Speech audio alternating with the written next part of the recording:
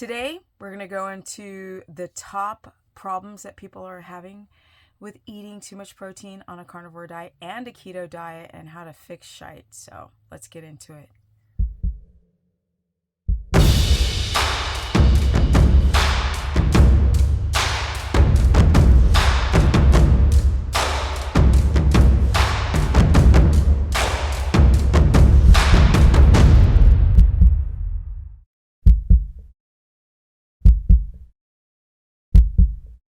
Let's get there. Let's go right there into the top freaking issues with eating too much protein on a carnivore diet. Now, I've already discussed them ad nauseum, but I get a lot of new people who do not understand because they're like, this guru's doing amazing and that guru's doing amazing, and these gurus are not all telling you the whole truth.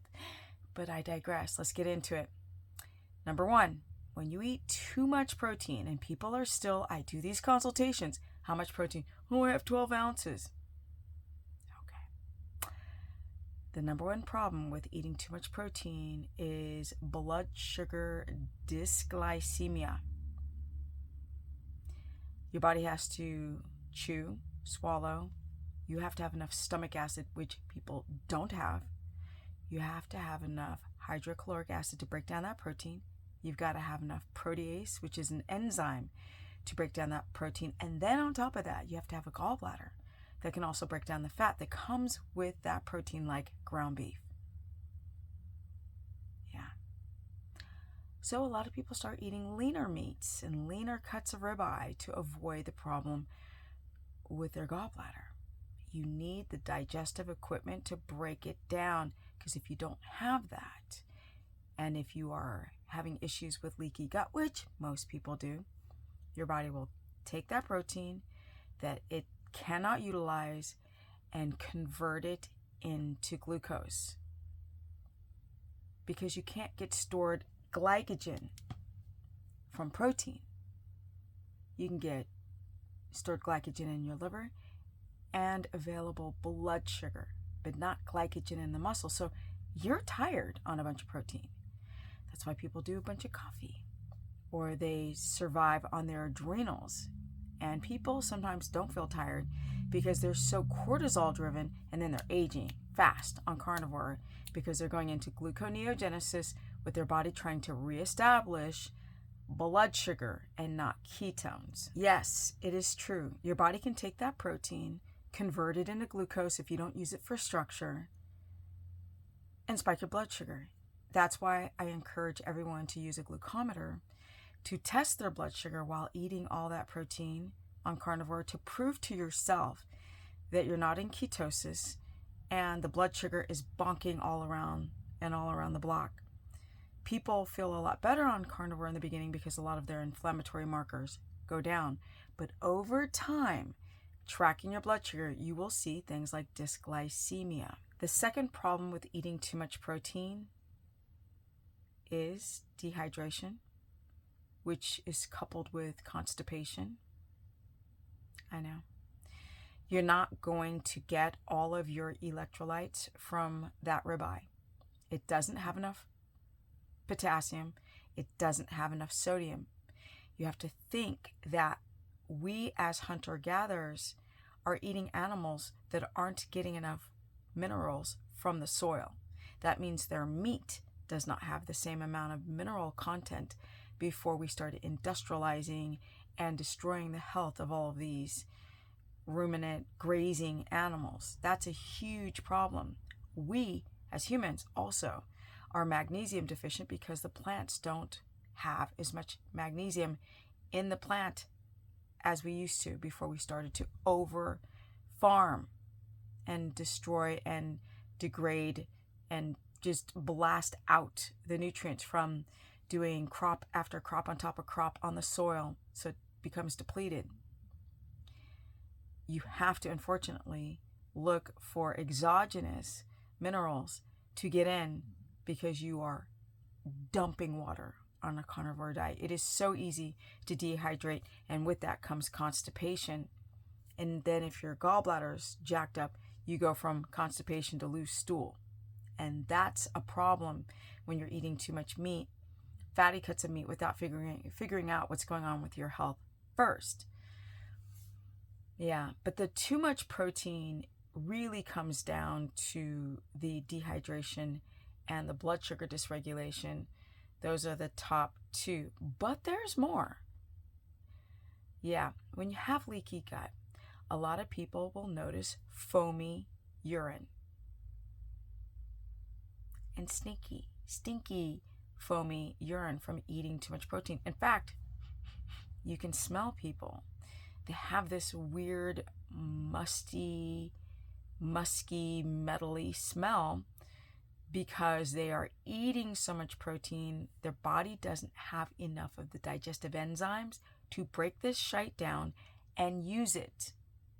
When you have leaky gut, permeable walls, holes in the gut wall, things end up in the stool and in your urine, and you can smell it. Another symptom that comes along with eating way too much protein beyond the blood sugar and the dehydration is a lot of people have low stomach acid, and then they have a leaky gut, and they're not absorbing the nutrients from the meat. So people will go take a blood test and they'll notice high B12 or high iron, which is really dangerous to have high iron.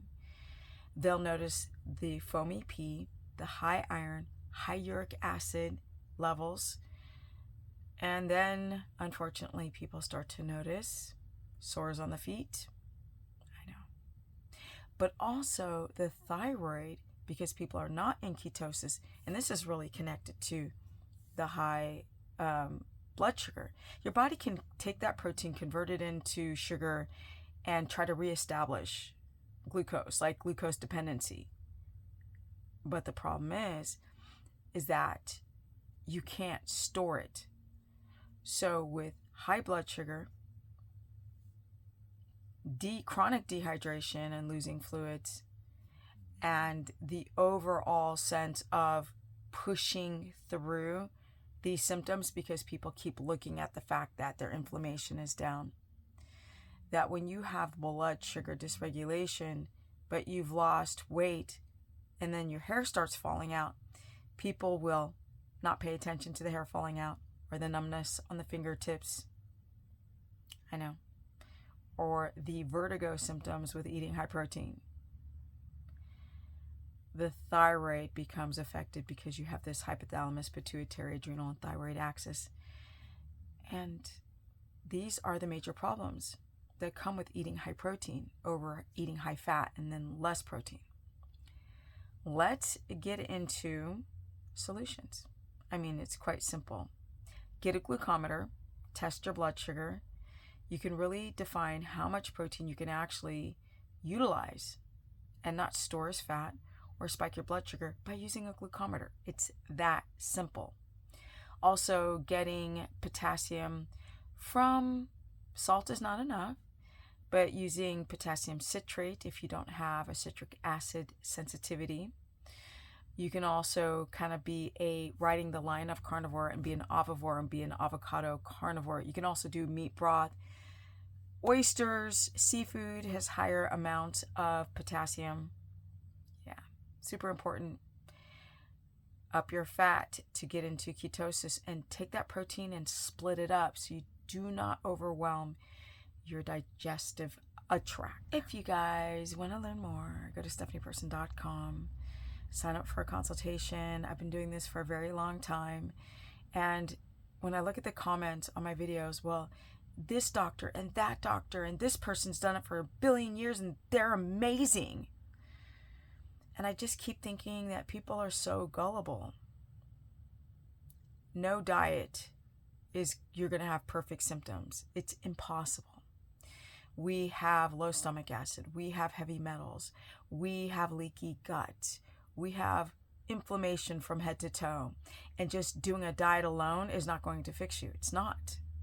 So if they make it sound like it's a miracle, you've just been lied to.